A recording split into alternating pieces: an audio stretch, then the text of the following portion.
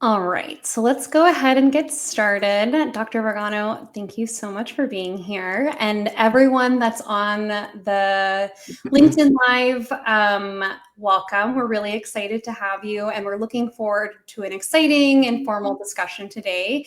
So my name's Abby. I'm a medical science liaison at GeneDx. I am based out of San Diego, so I support our West Coast clients. And in this role, I work a lot with providers from many different states and many different backgrounds on different models and resources for ordering genetic testing. I'm excited to be here with Dr. Vergano to discuss the new AAP clinical report titled Genetics Evaluation of the Child with Intellectual Disability or Global Developmental Delay. And specifically, we want to talk about what this means, how we got here, and what it means for clinical practice. For those not familiar with the AAP clinical report, this guidance came out June 23rd of this year and recommends Exome and genome as first-line testing for children with global developmental delay and intellectual disabilities.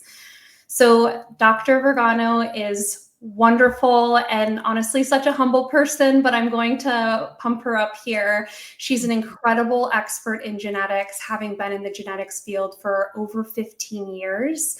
She previously served as the Division Director of Genetics and Metabolism at the Children's Hospital of the King's Daughters of Virginia, but we stole her on the West Coast, and now she works at Seattle Children's Hospital as the Associate Medical Director for Outpatient Genetic Services.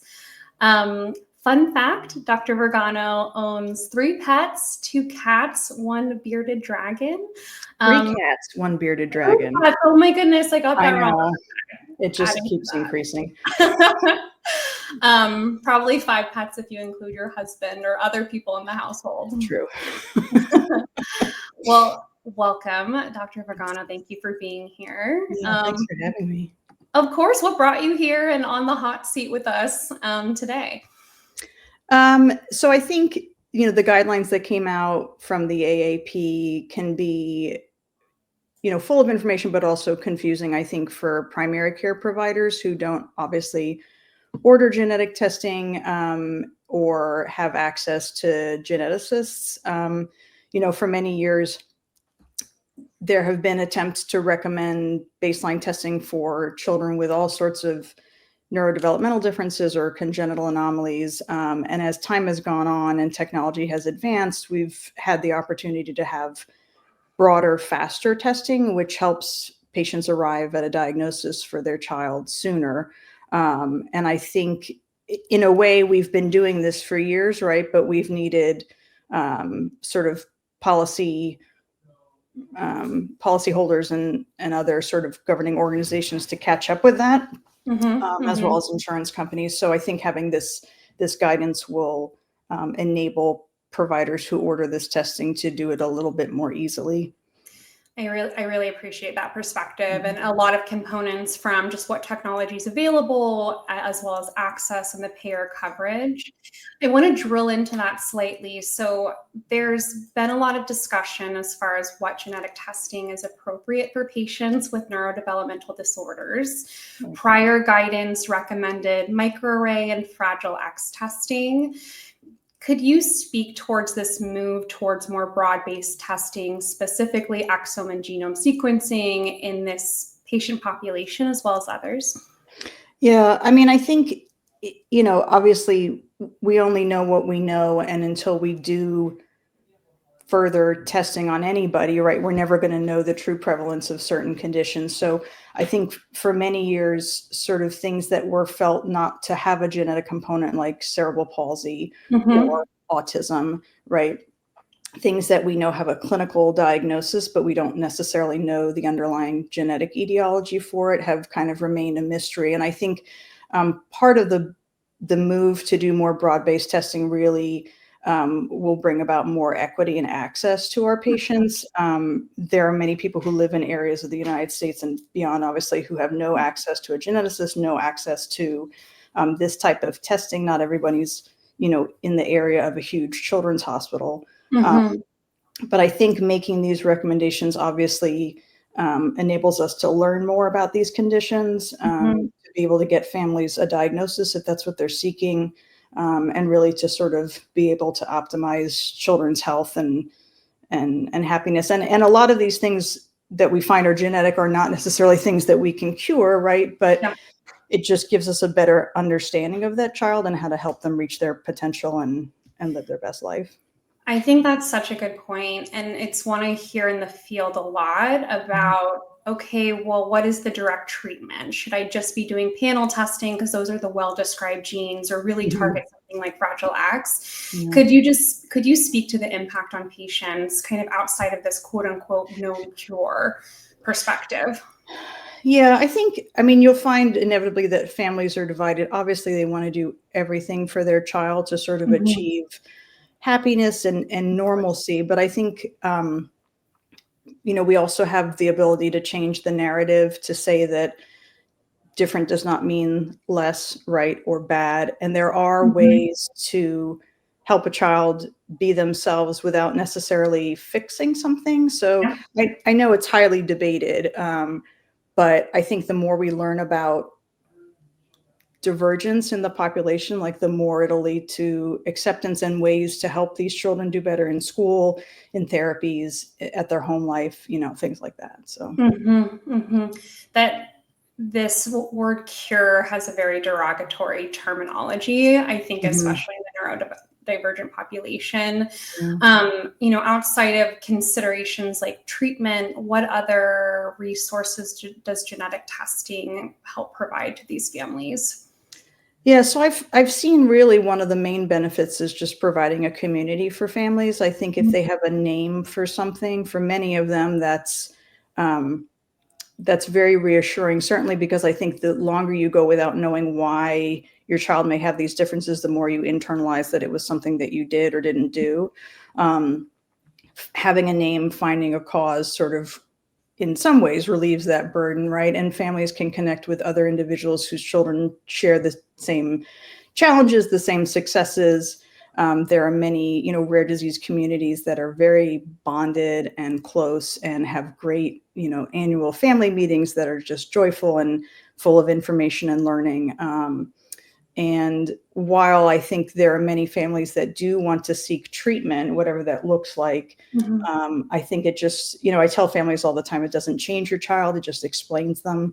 I love And it just gives them sort of some of that power back to say, my child is perfect, but now we know why he or she is who they are. Right. So giving the families back, like empowering families, giving them kind of that narrative and that community to help Yeah, definitely. navigate the Mhm. world of their child. And this is kind of outside the AAP guidance, but certainly you mentioned cerebral palsy. And I Mhm. know that is absolutely a space where there's a lot of maternal guilt involved. Mhm. And giving these families a genetic diagnosis Yeah, can be really powerful. So I for appreciate sure. you speaking to that. Yeah. Could you just, a little more about kind of the diagnostic yields with exome and genome versus microarray and Fragile X? Like, why did the AAP call that out specifically, and why did they call that out as a first line test, in your opinion? Yeah, I mean, I think in many ways the yield is not, we're not talking about like 30% positive yield for microarray and 100% for exome or genome, Mhm. but you're looking at so much more information with exome or genome that the likelihood that you would find something when you know the phenotype well, is important. And I think that, leads a little bit into making sure that the right provider is ordering the test, that they know kind of how to describe the phenotype in a way that helps Mhm. the lab to filter the information. And the fact that we can do such, massive screening rapidly, right? Like there are Mhm. instances where you can get testing back in a week, which is obviously crucial for some of our critically ill children. Um, and, it's really sort of, I think, putting emphasis on not limiting opportunities for anyone, even if you are in a remote area. That provider may know, okay, I need them to see a geneticist. I need them to have this testing because this is their best chance of getting an answer if there is one. And even if you can't get an answer at that moment, it doesn't mean then in a few years you won't have an answer, right? Could you speak to that a little bit more? Yeah, so some of the testing, because it's data collection, it's not something that you necessarily have to get a blood draw every year to sort of update. So over time, labs will look at the data and they will reanalyze it in the context of the child's phenotype several years from now. So if you're seeing a child at age 3 who has developmental delay, you don't find an answer through broad-based testing. 3 years later, they develop seizures, and they reanalyze that in the context of that new phenotype. They may filter seizure genes that weren't looked at as deeply before. So, we're learning more about genes, we're learning more about conditions every day. And so it's only going to get more, not complicated, but there's going to be more opportunities for learning about things. So it's not something that's static in time, I would say.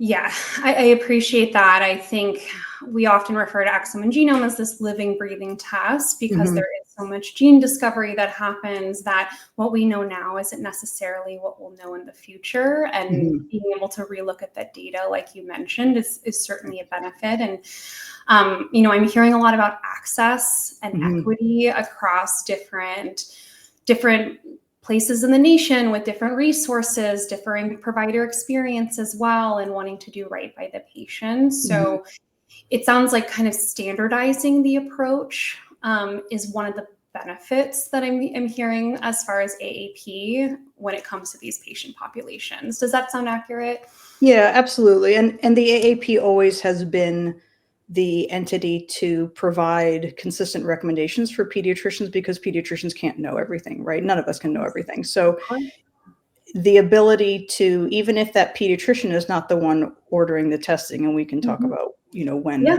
if, they know that that's what their patient should get, so they can see what resources they have in order to get them to a geneticist, or they can reach out to their friend that's a geneticist and say, I really need this child to get this testing. How do I go about doing that? So it's not limiting those individuals who have fewer resources or in genetic deserts in the US where they really can't access that.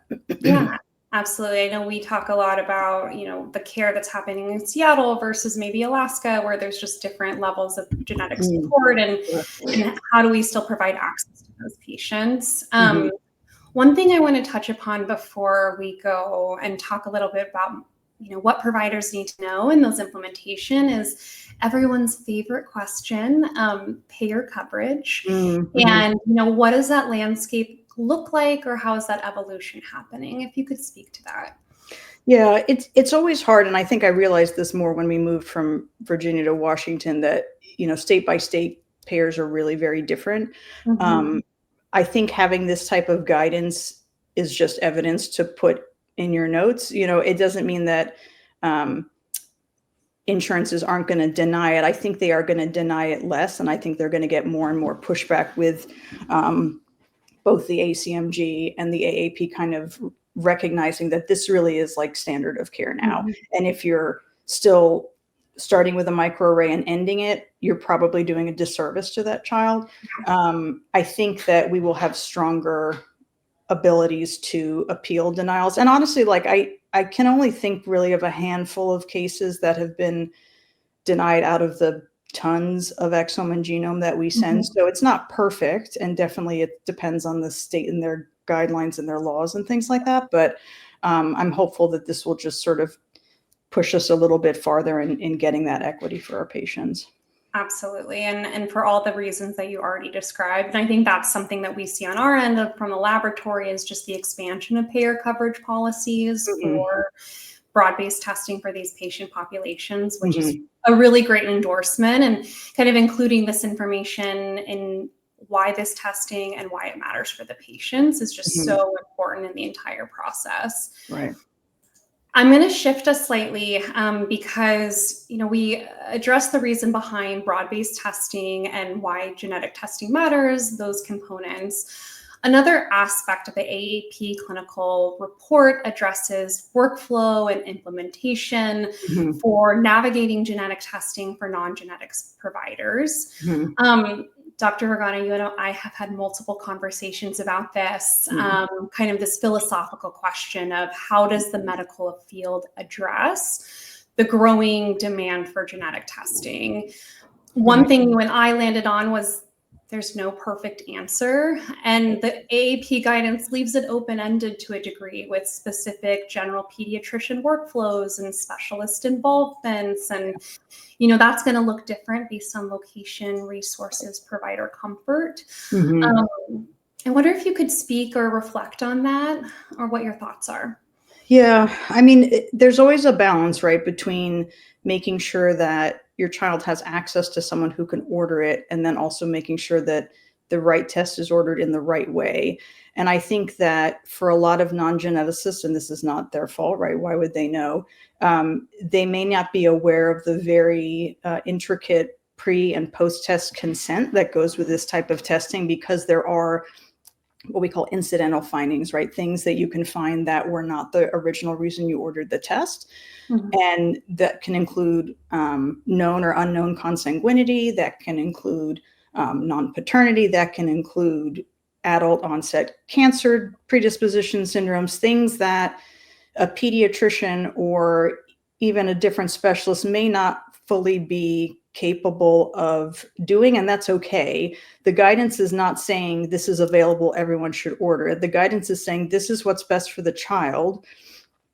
If you have, neurologists that are in a large children's hospital, and they do this a lot, and they have access to a genetic counselor. Genetic counselors really are like the linchpin of this, because they provide the best pre-test consent in understanding, what these tests are. If you have access to that, great. And if it works and you know that you're providing the family with the most informed care, good. If you're in a more remote location and this is not something you've ever heard of, probably not the thing to do tomorrow, So it's good for, I think, groups to come together, like private practice groups, and determine, this is what our children need. Are we really capable of doing this? Or is it better to send them somewhere where they can get it done so the family knows what they're consenting to, understands the possible outcomes, and then has that follow-up at the end where they can say, this is who I go to when I have questions that can be answered, kind of.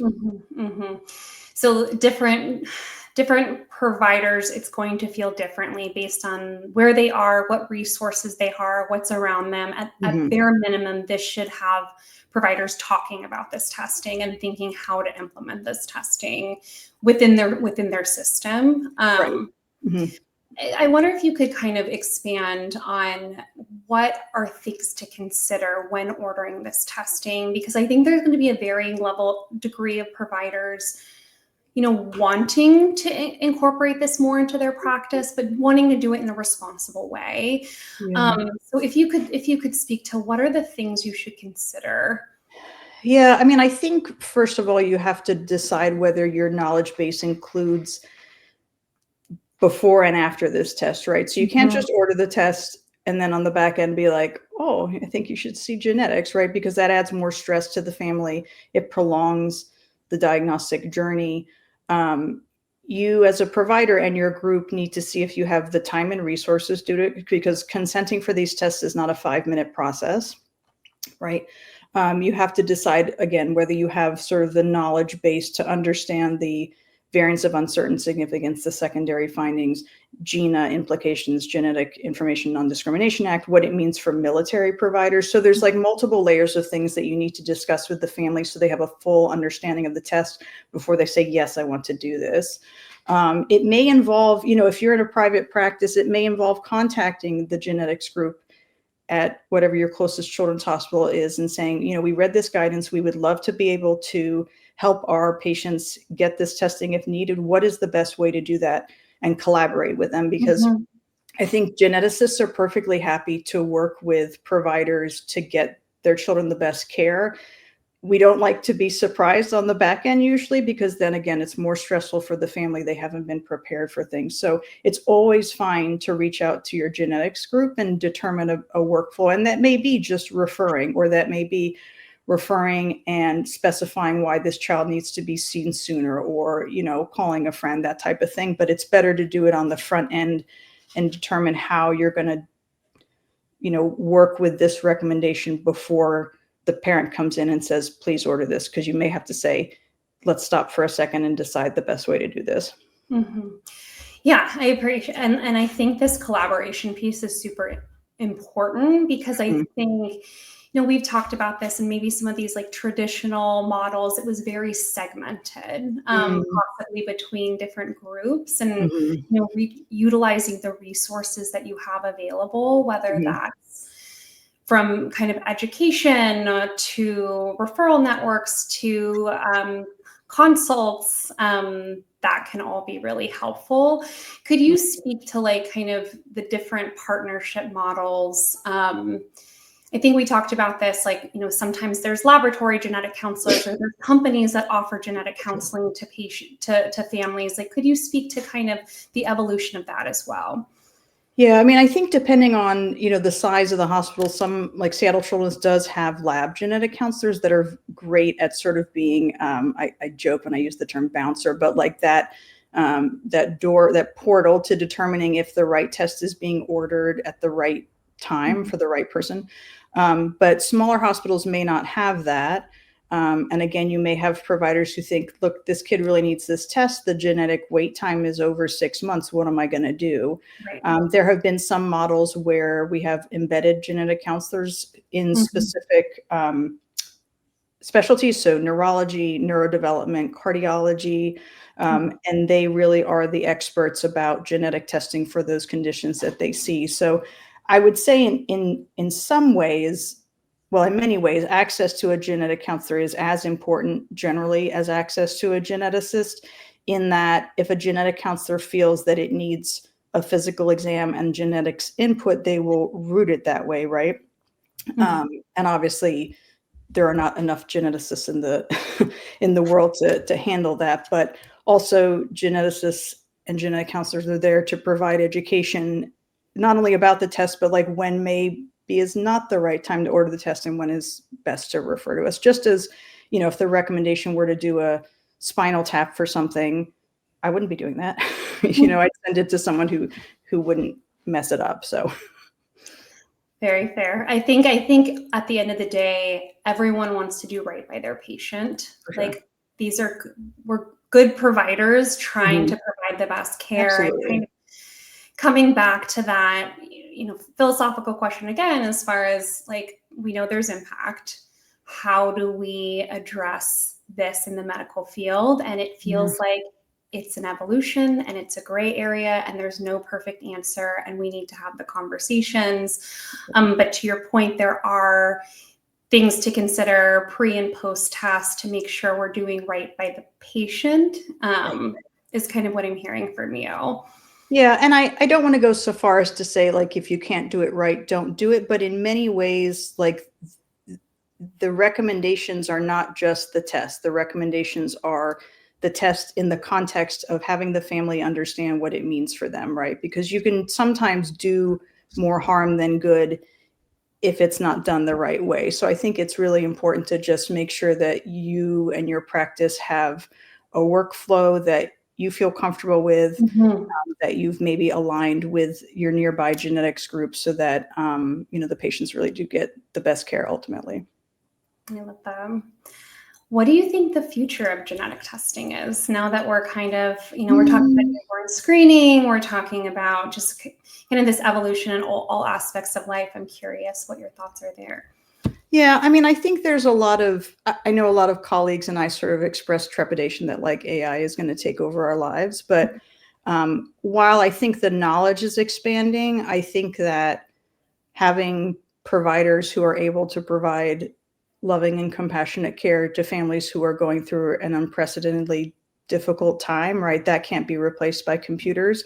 And I think the more that we understand kind of how much we don't know, I think we'll get a little bit better at understanding the human condition and kind of how to, like I said, help everybody live their best lives. So I feel like the more you know, the more you realize you have no idea. Oh, 100%.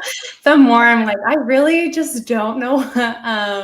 There's a lot to learn, and that's what keeps this exciting. Yeah. I wonder if you could just speak to kind of, as you're thinking of like navigating results, or just in general, like what resources do you use kind of outside of just the genetics component that we talked about, but what resources in general are helpful for providers navigating this testing, or anything else to kind of provide education or empower people in a responsible way? Yeah, I mean, I think certainly labs that offer the testing generally have pretty good resources to help both parents, other lay providers or lay people, I guess, and non-genetics specialists understand kind of the intricacies of that. I don't think that replaces in any way a consent visit, but it gives them a better understanding of kind of what they're ordering. I also have found, like I mentioned, sort of sometimes specific disease communities have a wealth of resources, whether that's about the testing itself or the disease. And I know that there are other children's hospitals where genetics are accessible either through like e-consults or like Phone a Friend. But there's definitely a lot online. GeneReviews.org is a great database that's written medically, but for non-genetics providers to monitor and surveil kids. There's several other kind of NORD, National Organization for Rare Disorders, has very good databases that are understandable and things like that. So, yeah, I think highlighting gene reviews is the Bible as far as testing. I think if a condition is on gene reviews, that's incredibly helpful, whether you did an additional diagnosis or following up with those patients. So that can be really helpful as well. We only have 1 to 2 minutes left, Dr. Vergano, so I'm curious if there's anything else that we haven't gotten to you'd like to speak to, or kind of overall just reflection of this conversation or this guidance. Yeah, I mean, I'll say that I know that the more testing that is recommended makes it complicated sometimes, I think, for general pediatricians who are seeing kids every 10 minutes, right, for strep, and you can't spend like a half an hour talking about these complex things. But I think at least brings to the forefront the understanding that there is more to understand what we already know, and that many parents want answers. There are some parents who don't, for whom genetic testing may not be the right answer. But at least knowing what is recommended is important, and then you can work on how to best get them, in the genetics world. I think really is crucial for families and provides great value. Yeah, I appreciate that. I have to steal because there's actually one question I do want to mention. So do you recommend the genetic testing registry to help non-genetic specialists see what testing is available? Can I ask what they mean by genetic testing registry? Is that something specific? Sorry if I'm ignorant. No, that's the extent of the question. Okay. You can always, like, labs will list what genetic testing, it sounds like it's a company. I have not heard of this company. In general, I wouldn't recommend using either like a direct to consumer company or another online company that might help facilitate testing unless you're really sure, again, what you're ordering. It's better to order the test right than just ordering it, right? So I think, and I'm sure people would debate that, but I think, you just need to figure out what works for you and your practice that's in keeping in the, standard guidelines. All right, perfect. Thank you. So I really appreciate this conversation. I mean, some things I got out of it was we're really moving towards broad-based testing. Exome and genome sequencing is a first-tier test for these kids with these neurodevelopmental conditions, that it is really an evolution of how this testing is being ordered. There's no perfect answer, but use your resources, be thoughtful, have conversations of what this looks like in your practice and what this means responsibly. So thank you, Dr. Vergano. I really appreciate the conversation. Yeah, my pleasure. It was good to talk with you guys. Thank you so much. Of course. Take care. Take care.